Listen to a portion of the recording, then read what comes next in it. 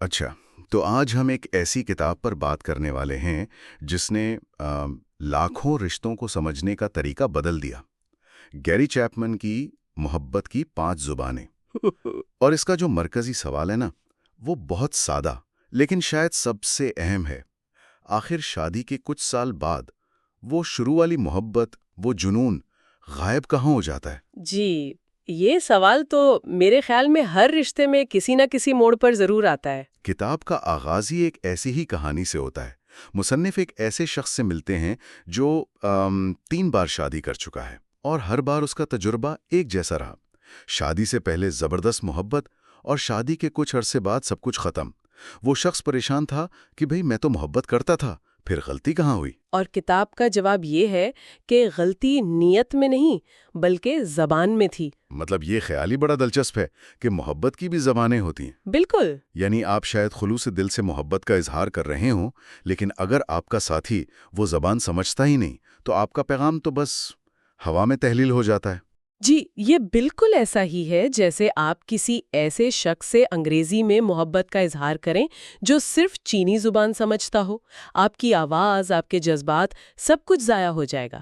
خلوص کافی نہیں ہے، آپ کو اپنے ساتھی کی زبان سیکھنی پڑے گی۔ تو آج ہم اسی پر گہری بات کریں گے کہ یہ زبانیں کون سی ہیں اور انہیں کیسے سمجھا جا سکتا ہے۔ اچھا، تو آئیے اسی پہلے سوال پر واپس چلتے ہیں۔ وہ جو شروع کا شدید احساس ہوتا ہے، جسے لوگ کہتے ہیں سر سے پاؤں تک عشق میں ڈوب جانا، کتابیں سے کیا کہتی ہے؟ کیا وہ اصلی محبت نہیں ہے؟ یہ ایک بہت اہم نقطہ ہے۔ کتاب اسے ایک بڑا دلچسپ نام دیتی ہے، محبت میں ہونے کا تجربہ، یعنی وہ ان لو ایکسپیرینس۔ اچھا، ان لو ایکسپیرینس۔ جی، یہ وہ ابتدائی دیوانگی ہے جس میں عقل کام کرنا چھوڑ دیتی ہے اور دوسرا انسان آپ کو بالکل کامل لگتا ہے۔ یہ ایک نشے کی طرح ہے اور تحقیق بتاتی ہے کہ اس کی اوسط عمر صرف 2 سال ہوتی ہے۔ صرف 2 سال؟ تو اس کا مطلب یہ ہوا کہ یہ احساس ختم ہونا لازمی ہے، یہ کوئی ناکامی نہیں؟ بالکل نہیں، یہ رشتے کا ایک قدرتی مرحلہ ہے۔ مسئلہ تب شروع ہوتا ہے جب یہ جنون کی دھند چھٹتی ہے اور آپ کو حقیقت نظر آتی ہے۔ جب آپ کو اپنے ساتھی کی خامیاں نظر آنے لگتی ہیں۔ صحیح۔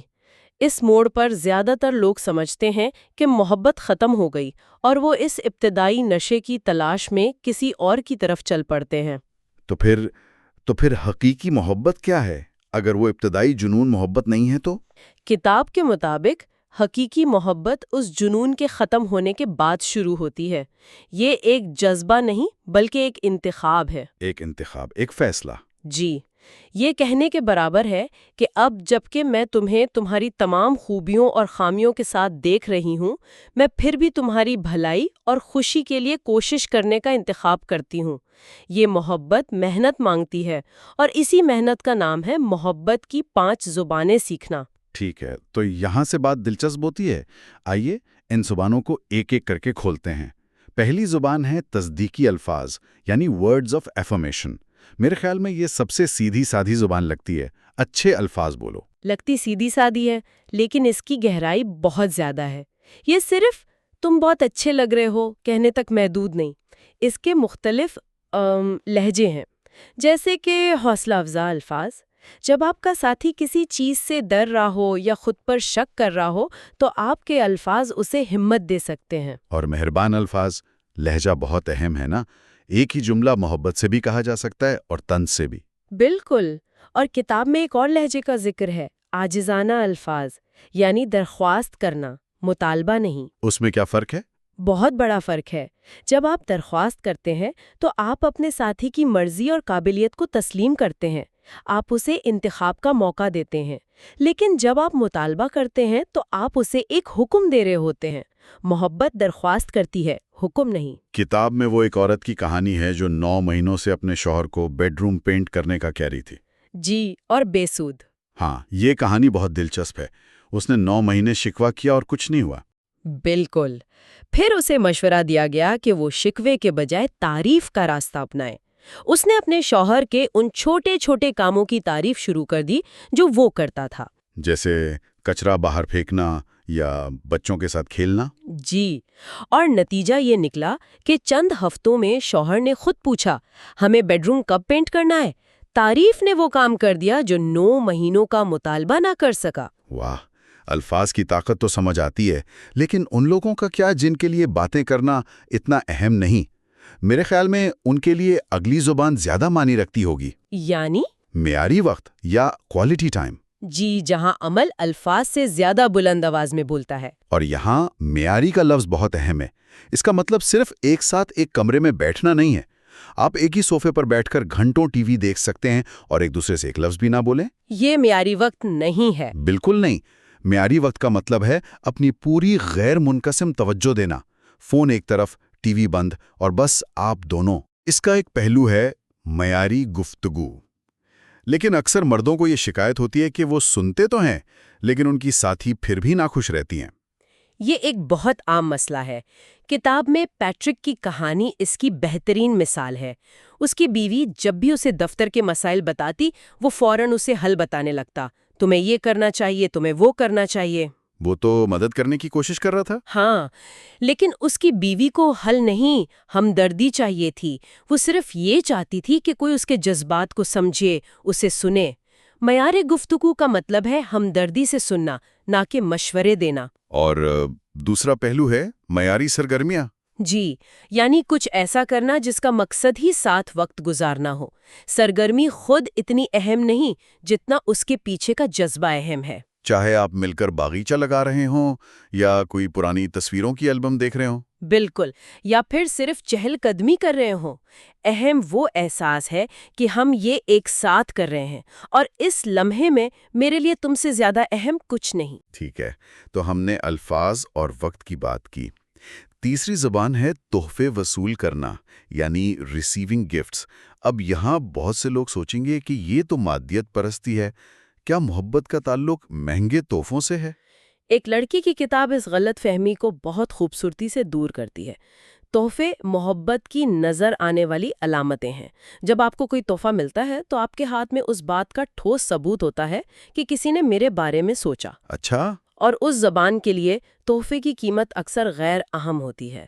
ایک ہاتھ سے توڑا ہوا پھول یا سفر سے لایا گیا ایک چھوٹا سا پتھر بھی اتنا ہی قیمتی ہو سکتا ہے جتنا ہیرو کا ہار۔ نیت اہم ہے، قیمت نہیں۔ بالکل، اور اس کا ایک بہت اہم پہلو ہے خود کو تحفے میں دینا۔ اچھا، خود کو تحفے میں دینا، یہ تو بہت گہری بات ہے۔ میرا مطلب ہے کسی کی موجودگی بھی ایک تحفہ ہو سکتی ہے۔ یہی اس زبان کا سب سے طاقتور پہلو ہے۔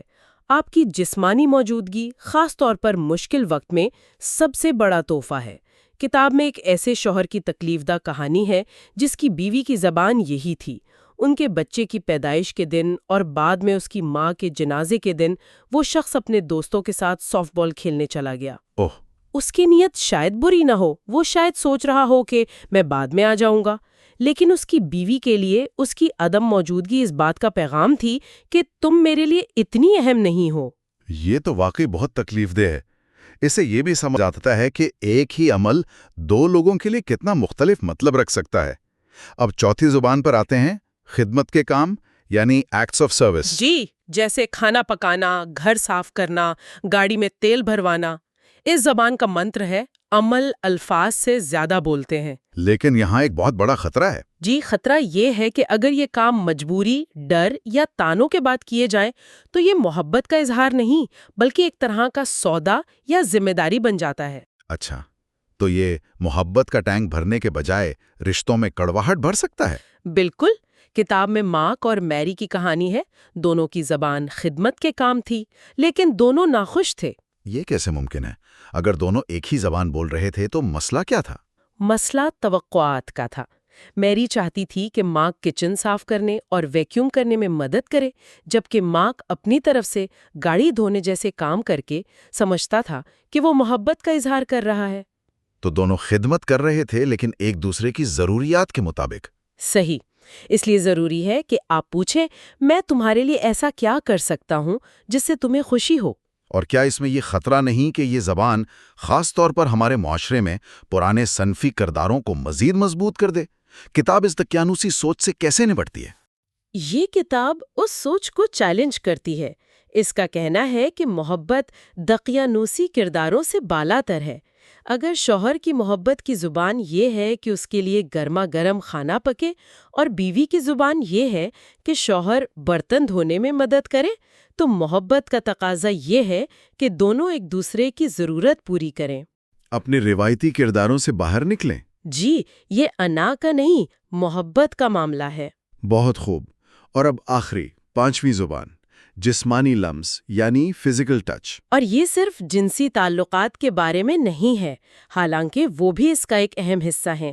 اس میں ہاتھ تھامنا، گلے ملنا، بات کرتے ہوئے کندھے پر ہاتھ رکھنا، یہ سب شامل ہے۔ کچھ لوگوں کے لیے یہ ان کی جذباتی زندگی کی لائف لائن ہے۔ بالکل، جن لوگوں کی یہ بنیادی زبان ہوتی ہے، ان کے لیے جسمانی لمس کے بغیر محبت کا تصور کرنا ناممکن ہے۔ اس کی عدم موجودگی انہیں گہرائی سے مسترد شدہ محسوس کراتی ہے، چاہے آپ ان کے لیے باقی چاروں زبانوں میں محبت کا اظہار کرتے رہیں۔ وہ پیٹر اور پیٹیز کی کہانی یہی دکھاتی ہے نا؟ جی۔ پیٹ کی زبان جسمانی لمس تھی۔ جب ان کے رشتے میں مسائل آئے تو پیٹسی نے اسے جسمانی طور پر دوری اختیار کر لی۔ اور اس کا نتیجہ کیا نکلا؟ پیٹ کے لیے یہ دوری محبت کے خاتمے کا اعلان تھی۔ اس نے خود کو مسترد شدہ محسوس کیا اور جذباتی طور پر مزید پیچھے ہٹ گیا۔ جبکہ پیٹسی کی زبان معیاری وقت تھی، وہ چاہتی تھی کہ پیٹ اس کے ساتھ بیٹھے، بات کرے۔ جی، وہ اس کی ضرورت کو سمجھ ہی نہیں سکی۔ دونوں اپنی اپنی زبان میں چیخ رہے تھے اور ایک دوسرے کی آواز سن نہیں پا رہے تھے۔ یہ 5 زبانیں سننے میں تو واضح لگتی ہیں، لیکن عملی زندگی میں کوئی کیسے یقینی طور پر جان سکتا ہے کہ اس کی یا اس کے ساتھی کی بنیادی زبان کون سی ہے؟ یہ ایک بہت اچھا سوال ہے۔ کتاب اس کے لیے 3 بہت عملی طریقے بتاتی ہے۔ پہلا سوال، خود سے پوچھیں، آپ کے ساتھی کا کون سا عمل یا عمل کی کمی آپ کو سب سے زیادہ تکلیف دیتی ہے؟ اچھا۔ جس چیز سے سب سے زیادہ دکھ ہوتا ہے، اس کا الٹ ہی اکثر آپ کی محبت کی زبان ہوتی ہے۔ اگر آپ کو تنقیدی الفاظ چھری کی طرح لگتے ہیں تو شاید آپ کی زبان تصدیقی الفاظ ہے۔ اور اگر اپنے ساتھی کی عدم موجودگی سب سے زیادہ کھٹکتی ہے تو شاید معیاری وقت، جی، یا تحفے یعنی جسمانی موجودگی والا تحفہ۔ یہ تو بہت کارآمد ہے۔ اور دوسرا طریقہ کیا ہے؟ دوسرا سوال یہ ہے، آپ نے اپنے ساتھی سے اکثر کس چیز کی درخواست کی ہے؟ ہم جس چیز کی بار بار فرمائش کرتے ہیں وہ اکثر ہماری گہری ترین جذباتی ضرورت ہوتی ہے۔ جیسے کیا ہم کچھ وقت ساتھ گزار سکتے ہیں، یا تم کبھی میری تعریف نہیں کرتے؟ بالکل، یہ آپ کی زبان کی طرف واضح اشارے ہیں۔ اور تیسرا طریقہ یہ دیکھنا ہے کہ آپ خود محبت کا اظہار کیسے کرتے ہیں۔ اکثر ہم لاشعوری طور پر وہی زبان بولتے ہیں جو ہم سننا چاہتے ہیں، ہم وہی دیتے ہیں جو ہم خود پانا چاہتے ہیں۔ جی، اگر آپ اپنے ساتھی کو مسلسل چھوٹے چھوٹے تحفے دیتے ہیں تو بہت ممکن ہے کہ آپ کی اپنی زبان بھی تحفے وصول کرنا ہو۔ تو پھر ان سب کا کیا مطلب ہے؟ اس پوری گفتگو کا نچوڑ کیا ہے؟ میرے لیے جو سب سے بڑی بات سامنے آئی ہے وہ یہ ہے کہ محبت کا احساس خود بخود قائم نہیں رہتا، اسے زندہ رکھنے کے لیے کوشش کرنی پڑتی ہے۔ بالکل، اور یہ کوشش ایک ایسی زبان سیکھنے کی ہے جو شاید آپ کی مادری زبان نہ ہو۔ یہ محبت کو صرف ایک بے قابو جذبے کے طور پر نہیں، بلکہ ایک انتخاب اور روزمرہ کے اعمال کے سلسلے کے طور پر پیش کرتا ہے۔ وہ محبت کے ٹینک کا تصور بھی بہت خوبصورت ہے۔ جی، کہ ہر شخص کے اندر ایک جذباتی ٹینک ہوتا ہے۔ جب کوئی آپ کی زبان میں محبت کا اظہار کرتا ہے تو یہ ٹینک بھر جاتا ہے، اور جب ٹینک بھرا ہوتا ہے تو آپ محفوظ، پر اعتماد اور ایک بہتر انسان محسوس کرتے ہیں۔ اور خالی ٹینک والے لوگ غیر محفوظ اور چڑچڑے ہو جاتے ہیں۔ صحیح، تو ایک کامیاب رشتے کا راز اپنے ساتھی کا محبت کا ٹینک بھرا رکھنا ہے۔ اور اس کے لیے آپ کو ان کی زبان سیکھنی ہوگی، چاہے وہ آپ کے لیے غیر فطری ہی کیوں نہ لگے۔ جی، یہی حقیقی محبت کا امتحان ہے۔ کیا آپ اپنے آرام دہ دائرے سے باہر نکل کر اپنے ساتھی کی ضرورت پوری کرنے کو تیار ہیں؟ اس سے پہلے کہ ہم ختم کریں، سننے والوں کے لیے ایک آخری سوچ چھوڑ جاتے ہیں۔ یہ پورا فریم ورک بنیادی طور پر رومانوی ساتھیوں کے لیے بنایا گیا ہے، لیکن ذرا سوچئے، اگر ہم محبت کی زبانوں کا یہ نظریہ زندگی کے دوسرے رشتوں پر لاگو کریں تو کیا ہوگا؟ اپنے بچوں، والدین یا قریبی دوستوں کے ساتھ؟ جی، کیا یہ سمجھنا کہ آپ کے بچے کو آپ کی تعریف کی زیادہ ضرورت ہے یا آپ کے ساتھ کھیلنے کی؟ یا یہ جاننا کہ آپ کے بوڑھے والدین کو مہنگے تحفوں سے زیادہ آپ کے وقت کی ضرورت ہے؟ کیا یہ سمجھ ان رشتوں کو بھی بنیادی طور پر تبدیل نہیں کر سکتی؟